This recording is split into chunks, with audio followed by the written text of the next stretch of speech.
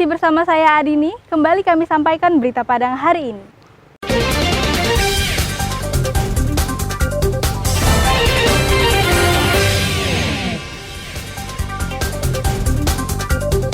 Tim Tiger Satres Narkoba Polres Pasaman Barat tangkap 2 pengedar dengan barang bukti 30 kg ganja. Merasa nama baiknya dicemarkan, mantan Bupati Solok Selatan melapor ke polisi. Narapidana di Lapas Padang belajar bercocok tanam.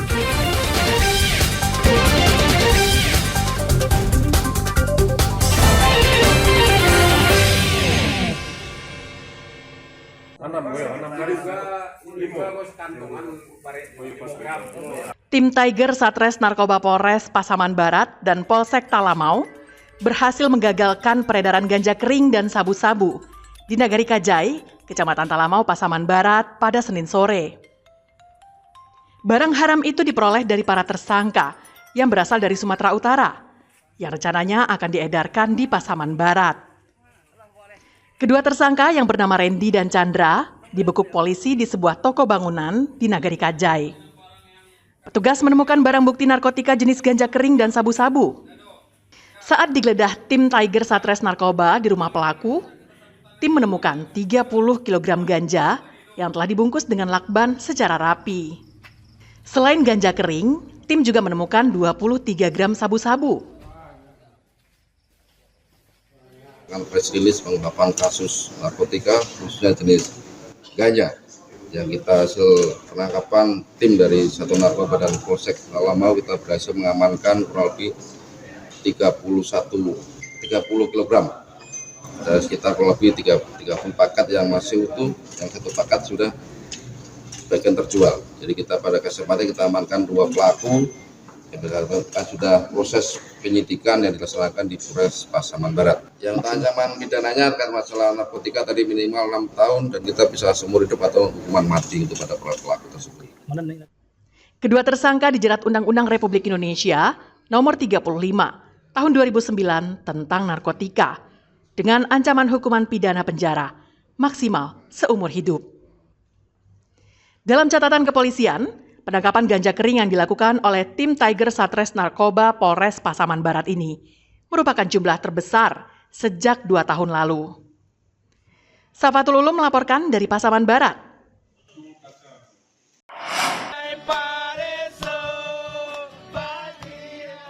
Mantan Bupati Solok Selatan, Musni Zakaria, didampingi kuasa hukumnya melapor ke Polda Sumbar terkait konten yang dibuat oleh seseorang dan beredar di media sosial. Isi kontennya, seorang pengamen sedang bernyanyi di sebuah rumah makan. Namun narasi dari konten itu menyebut bahwa Musni Zakaria bakal dipenjara lagi.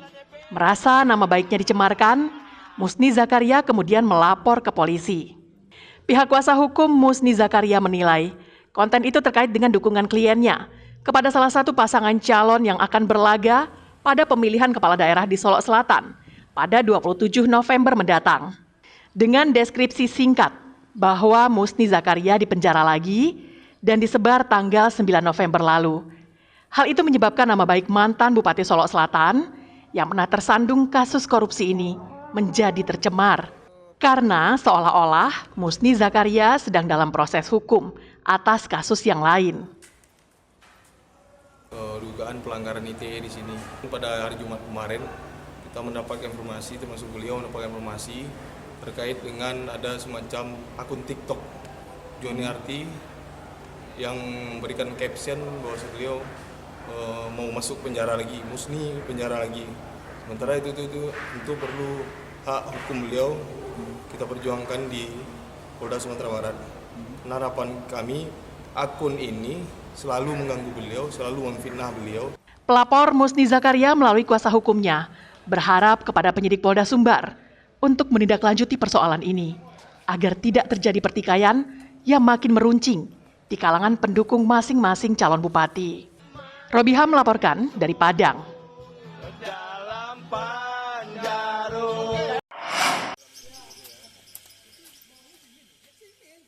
Warga binaan kelas 2A Padang yang menunggu waktu pembebasan diberi keterampilan bertani sayur, bawang, dan cabai di lahan yang berada di kompleks lapas tempat. Seperti yang terlihat di area lapas Padang, sebanyak 10 narapidana bercocok tanam setiap hari. Selain untuk mengisi waktu luang, kegiatan ini juga sebagai bekal bagi warga binaan agar memiliki keahlian jika kembali ke masyarakat. Kegiatan bertani ini dilakukan di lahan seluas lebih kurang 80 meter persegi di Kompleks Lapas Padang. Di tempat ini, para warga binaan dilatih bagaimana cara budidaya tanaman seperti sayur kangkung, cabai, bawang, dan berbagai jenis tanaman lainnya. Tidak hanya di bidang pertanian, warga binaan juga diberikan pelatihan seperti mencukur rambut dan pembuatan sandal untuk hotel. Hasil dari pertanian ini digunakan untuk suplai logistik makanan para warga binaan di dalam lapas. Saya terapkan di kampung, Pak, tempat saya berada, Pak. Kan saya bikinlah suasana nanti di kampung itu menghentikan perkebunan, Pak. Seperti yang telah saya lakukan di lapas ini, Pak. Saya berencana, Bang, setelah saya keluar dari lapas ini nanti akan saya bawa orang kampung saya yang pengangguran untuk bikin perkebunan di kampung, Pak. Itu rencana saya. Untuk lahan yang kita gunakan sekarang cuman 80 meter persegi. Kemudian untuk warga binaan untuk perkebunan sayur kita menggunakan tenaga narapidana itu 10 orang. Nah, kemudian untuk kegiatan-kegiatan lain di kegiatan kerja ini menyerap sekitar 56 warga binaan. Diharapkan, selain sebagai sarana untuk menambah pengetahuan, keterampilan ini juga bisa digunakan oleh warga binaan untuk membuka usaha pertanian sendiri usai menjalani masa hukuman. Robiham melaporkan dari Padang.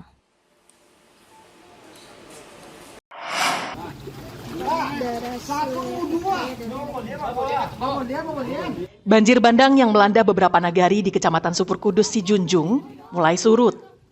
Warga bersama tentara mengenyahkan lumpur yang merendam rumah-rumah mereka. Banjir bandang yang terjadi pada Senin malam itu menyisakan tanah lumpur dan kayu-kayu yang terbawa banjir. Warga bersama-sama membersihkan pekarangan dan jalan dari lumpur dan kayu-kayu besar yang teronggok. Pantauan udara yang dilakukan pesawat nirawak terlihat rumah-rumah dan lahan pertanian porak-poranda akibat banjir bandang. Tidak ada korban jiwa dalam peristiwa ini, namun ratusan rumah terendam banjir dan beberapa rumah rusak sedang. Hari ini Babinsa beserta masyarakat dan perangkat nagari melaksanakan pembersihan sisa-sisa material. Korban jiwa nihil. Seperti diketahui, banjir bandang terjadi akibat meluapnya sungai Sumpur yang mengalir melalui 5 nagari di Sijunjung. Sungai ini meluap karena daerah hulunya diguyur hujan deras. Banjir bandang ini merupakan yang pertama sejak seperempat abad lalu. Banjir bandang ini terjadi begitu cepat, berselang 2 jam, air kembali surut. Saat banjir, air menutup beberapa jembatan yang ada di sepanjang sungai ini. Eko Pangestu melaporkan dari Sijunjung.